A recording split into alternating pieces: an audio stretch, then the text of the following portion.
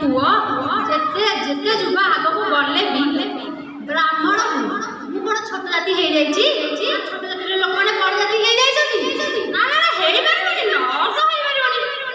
ଆଉ ଆରେ ପୁଅ ତୁ ତୁ ତୋ ଝିଅକୁ ଯୋଉ ହାତରୁ ଦି ହାତ କରିବା କଥା କହୁଛୁ, ରାଜକୁମାର ଗୋଟେ ଆଣିକି ମୋ ଝିଅକୁ ବାହା କରିବି। ଆଲୋ ହେଇ ଯଦି ଲୋକମାନେ ଜାଣିବେ ତୋ ଝିଅ ନର୍ସ ହେଇଛି, ତାକୁ କିଏ ବାହା ହେବ? ତାକୁ କିଏ ଆଡ଼ ଆଖିରେ ଚାହିଁବ? ନା ନା ନା ହେଇପାରିବନି। ଆରେ ଛୁଆଁ ତାପରେ ହେଲା ଆମର ବର ଗୋଟେ ମିଳିବନି, ଆମର କଣ ପାଇବା କହିଲୁ? ଯେତିକି ଆମର ଘରେ ହେଇପାରିବନି ବାବା, ହେଇପାରିବନି, ନର୍ସ ହେଇପାରିବନି।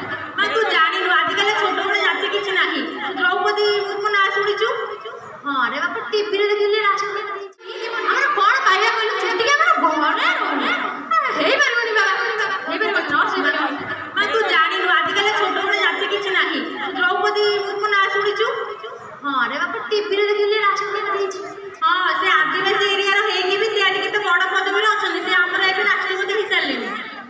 ହଁ ଯେ ପୁଅ, ତାପରେ ବାହାଘର କଥା କହୁଛୁ ତ? ଆମ ଅଫିସରେ ମିଶ୍ର ବାବୁ ଅଛନ୍ତି, ସିଏ ପରା ଗୋଟେ ନର୍ସ ଖୋଜୁଛନ୍ତି। ଆରେ ପୁଅ, ତାଙ୍କୁ କଣ ଝିଅ ମିଳିଛି ନର୍ସ ବାହା ହେଇଛନ୍ତି? ଆଜିକାଲି ବହୁତ ଲୋକ ନର୍ସ ବାହା କରୁଛନ୍ତି। କାହିଁକି ବା ନର୍ସ କେତେ ଝୁରି ହଉଛନ୍ତି ବା? ଦେଖେ, ତୁ ଏବେ ହସ୍ପିଟାଲ ଯିବୁ, ଆଡମିସନ ହବୁ, 2-4 ଦିନ ତତେ ରଖିଦେବେ, ଡକ୍ଟରମାନେ ଆସି ଦେଖିବେ, ତାପରେ ନର୍ସ ଦିନ ସେବା କରିଦେବେ, ଭଲ ଘରକୁ ପଳେଇ ଆସିବୁ। ଘରେ ଯଦି ଗୋଟେ ନର୍ସରେ ଥିବ ତ ତୁ ଜୀବନ ସାରା ସେବା ପାଇବୁ।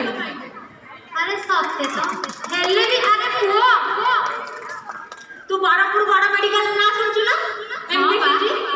ସେଇଠି ସିପାହୀ ଦାସ 3 ଜଣ ଅଛନ୍ତି, ସେ ରୋଗୀଙ୍କ ସେବା କରିକି ଫ୍ଲୋରେନ୍ସ ନାଇଟିଙ୍ଗେଲ ଆୱାର୍ଡ ପାଇଛନ୍ତି ଏବେ। ହଁ କି? ହଁ। ଆରେ ଫ୍ଲୋରେନ୍ସ ନାଇଟିଙ୍ଗେଲ କିଏ ବା? ସେ ଇଟାଲୀର ଗୋଟେ, ସେ ଗୋଟେ ବଡ଼ ଘର ଝିଅ ହେଇକି ବି ସେ ଆସି ରୋଗୀ ସେବା କରୁଥିଲେ। ଏଇ ବଡ଼ ଘର ଝିଅ ହେଇଛି, ତାର କଣ ପଇସା ହଉଛି ରୋଗୀ ସେବା କରୁଛି? ଆଲୋ ମାନବ ସେବା ମାଧବ ସେବା, ସେଥିପାଇଁ ସେ ରୋଗୀ ସେବା କରିବାରେ ବଡ଼ ସାନ କଣ ଅଛି? ଆରେ ପୁଅ, ମୋର ତ ବଳ ବୟସ ଗଲାଣି, ଜମ ଆସିକି କବାଟ ବାଡ଼େଇଲାଣି।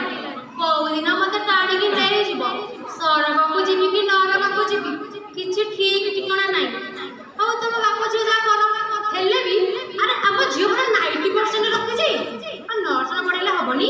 ହ୍ୟାଲୋ ମା, ଆଜିକାଲି ନର୍ସିଂ କରିବା ବି ତ ସହଜ ନୁହଁ। +2 ସାଇନ୍ସରେ ଭଲ ମାର୍କ ରଖିଥିବ, ତାପରେ ନିଟ୍ ଏକ୍ଜାମ କ୍ୱାଲିଫାଇ କରିଥିବ, ତାପରେ 4 ବର୍ଷ ପଢ଼ିଲା ପରେ ଗୋଟେ ଭଲ ନର୍ସ ବି ହେଇପାରିବ।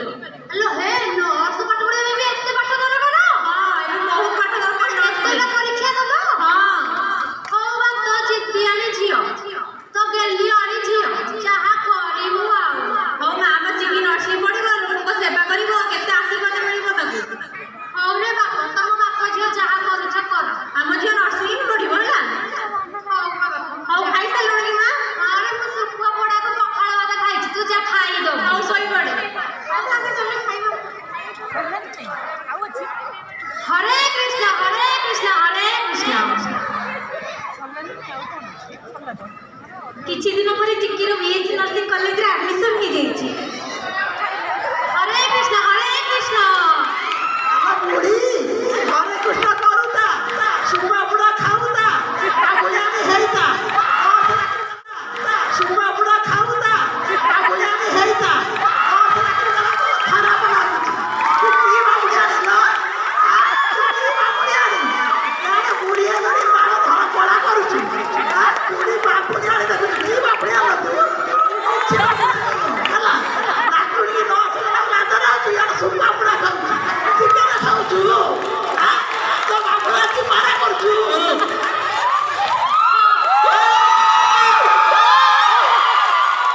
ହଁ ଯେ ମାଉସୀ, ମୋ କଥା କଣ ରହିଲା? ତା ବାପ ପରା ଜିଦି କରିକି ଝିଅକୁ ନର୍ସିଂ ପାଠ ପଢ଼େଇଲା।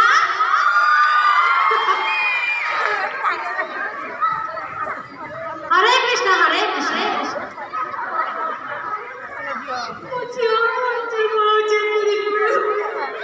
ଦେଖ ଦେଖ, ମା ଝିଅଙ୍କ ପ୍ରେମ ଦେଖ। ବୁଢ଼ୀ, ତୁ ପରା ମନା କରିଥିଲୁ ମୁଁ ନର୍ସିଂ ପଢ଼ିବିନି ବୋଲି। ଦେଖ ଦେଖେ, ମୁଁ ଆଜି ନର୍ସିଂ ହଷ୍ଟେଲ ଯାଉଛି। ହଁ ବା, ଯା ଯା, ଆମ ଘର ଦୁଆର ଛାଡ଼ିକି ଶୀଘ୍ର ଯା ବା। ଆଉ ତୁ ବାକି ରହିବିନି, ତୁ ସେମିତି ହରେ କୃଷ୍ଣ ଦେଖ।